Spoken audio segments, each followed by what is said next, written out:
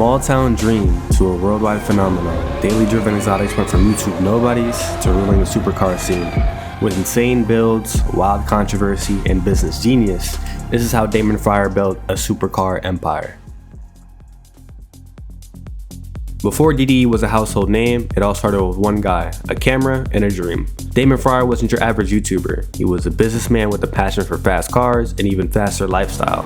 The Gallardo became the centerpiece of DDE's first viral video, where Damon hooned around in snow, inspired by Ken Block's Gymkhana style videos. That video played a huge role in launching DDE as a brand, proving that supercars didn't have to be garage queens and that they could be driven hard. In 2012, he uploaded his first video, a hoonigan-style Lamborghini Gallardo clip inspired by Gymkhana. It didn't blow up immediately, but it set the tone for what DDE would become. Exotic cars driven hard, anywhere, anytime.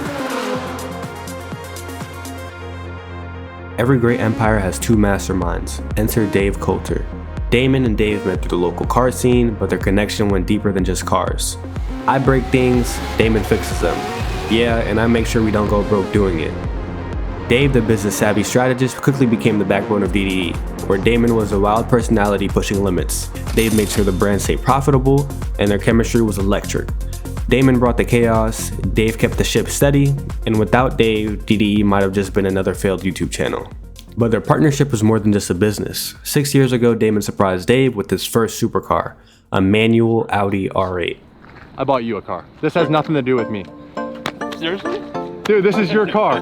This is your car. Serious? So what kind of car do you want? What kind of car do you want? I want a manual. Hey? Yours. What kind of car do you want? You're messing with me. What kind of car do you He always does that. What kind of car do you want? I want a manual R8. Guys, will you show him a manual R8? Ta-da! It was a heartfelt gesture for his hardworking friend and business partner, and a symbol of their bond and shared success. Later down the line, Dave would not only prove to be a great business partner, but also one of the best personalities on the DDE channel, almost like a Batman and Robin type of duo.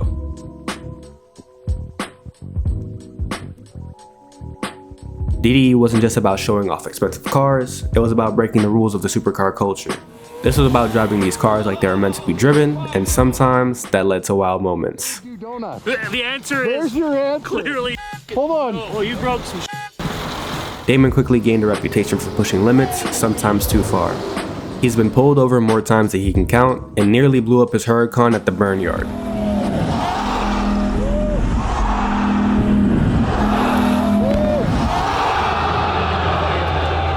The burn yard event was a proving ground, a place where only the craziest builds and wildest drivers went to test their limits. And DDE, they didn't hold back. The tire slayer was pushed to the absolute edge, flame, smoke, and almost complete destruction. This was the first time Damon actually thought he broke his car. But surprisingly, the tire slayer didn't even break, with only just some minor cosmetic damage to the front bumper. Okay, maybe not minor, but some damage to the front bumper. It's like the car had its own soul and just wanted to put on a show. They ended up driving the car home with no problems, but that's what just made DDE different. They weren't afraid to destroy a car in the name of entertainment, and they weren't afraid to push limits. And that's exactly why their fan base kept growing, because they were willing to do what no one else would. DDE wasn't just about driving exotic cars daily, it was about pushing them beyond their limits. Enter Gintani, a name that would forever change the way DDE approached car builds. With Alex from Gintani at the helm, Damon and Dave weren't just driving supercars anymore. They were modifying them to reach insane performance levels. Let go. Whoop, and I'll just Ready for it. Yeah, And that's what One of the most defining builds in DDE's journey was the Lamborghini Aventador SVJ. While already an extreme machine from the factory, DDE wanted more. Alex at Gintani provided the perfect answer, a custom F1 exhaust system that turned the SVJ into an absolute screamer.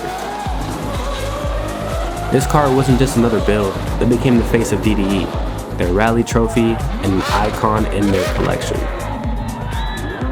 Damon quotes, "Nothing just sounds like this, it's next level." But while the SVJ was their showpiece, the McLaren 720S was their ultimate weapon.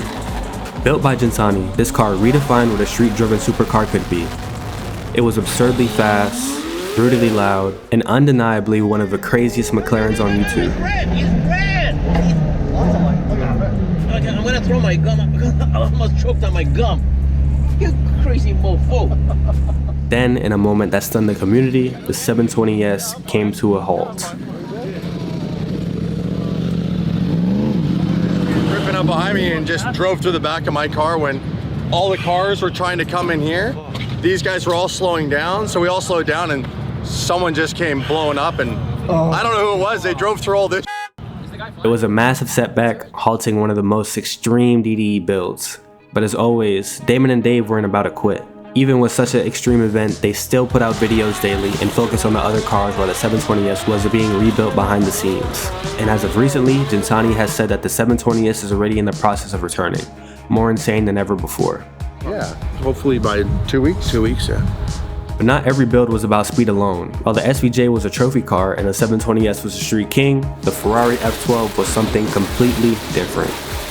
This was DDE's entrance into the world of drifting. Through the multiple versions and mods, DDE was building this car for a total of 5 years, and it wasn't until version 3 when Mike Essa, Formula Drift champion, took over the project. That was when the F12 was reborn. The result?